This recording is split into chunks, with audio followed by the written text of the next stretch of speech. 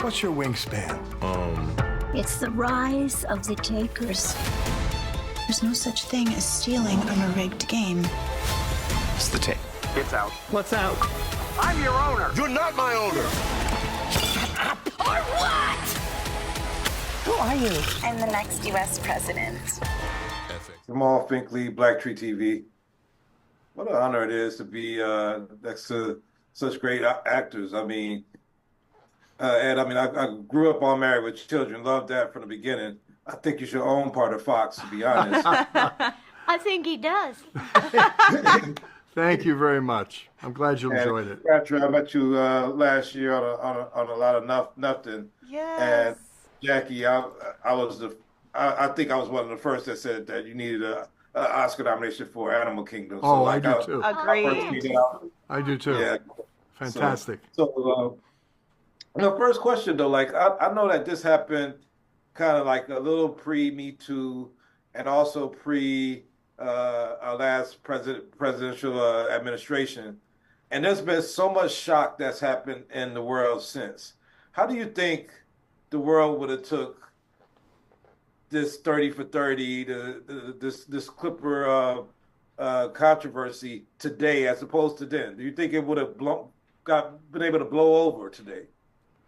Do you mean you think we become a bit inured to bad behavior, and especially regarding racism? I think maybe, people have been given permission to be more racist just in the past few years, not to get too political. But when this happened about 10 years ago, it was shocking, don't you remember? Yeah. I was appalled and couldn't believe someone would be so bad. But that sounds naive now. You hear that kind of racism a lot more regularly. I think that's what you mean. Yeah, I agree with Jackie. I think we've become almost hardened or used to this sort of anything can be said and anything can be okay.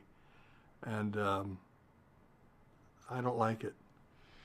I think kind of yes and no, because, I mean, the views that Donald expresses are not new. No, it's hard to say. I think Jackie's got a really good point about, like, being numb to things, because, you know, if it happened today, there'd be something else the next day. There's just so much going on. Whereas at that time, it was like an early viral scandal, and it kind of is, you know, seminal in that way.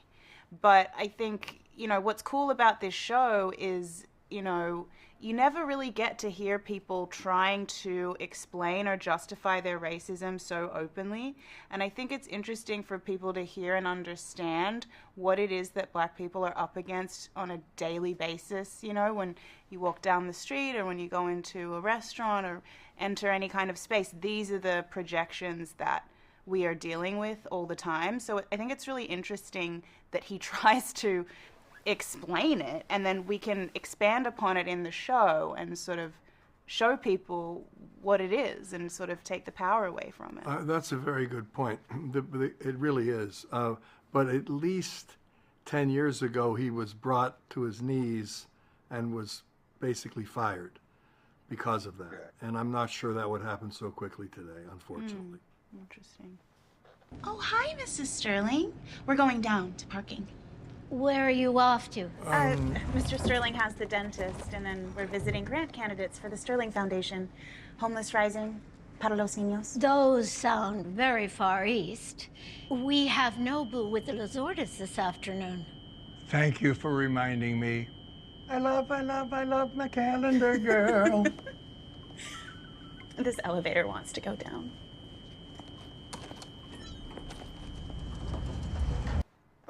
But even Mrs. Sterling's character, I think a lot of times like we say we feel sorry for that character, but how much do they play into that? I mean, she did choose her husband. He was that person. That's I mean, right. a lot of this is, I mean, we could, without going into other people, like it's like I feel sorry for her, but like she must have known at some time that he was this a-hole, you know, to be like that, you know. Yeah, I think you're right. In a way, she is complicit. I think it's very complicated. She's loved him since she was in high school. They have this huge empire of real estate together.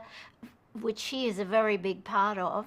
So she'd have to, and she's been humiliated so many times with the other girlfriends. But I think there's a lingering affection, and there's also the money. The money's the big thing. I mean, I don't get it.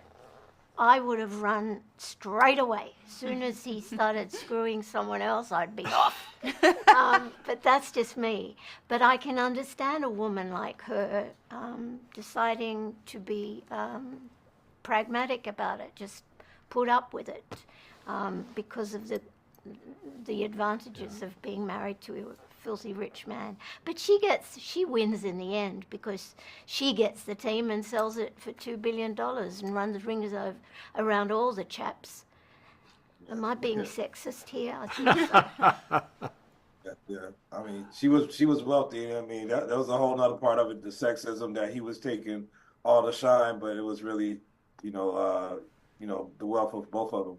But it was great talking to you all. Like y'all, you guys are legends, Jackie and Ed and Cleo. You're gonna become a legend. I know you had a lot of fun playing the Heidi Beast. I did. It looked like it was a lot of fun. It but was. I can see all the stuff that you have coming out. It's been great seeing you start to blow up and get all these opportunities on the screen. And Thank you so Thank you. much. Thank you. I appreciate Good you. questions.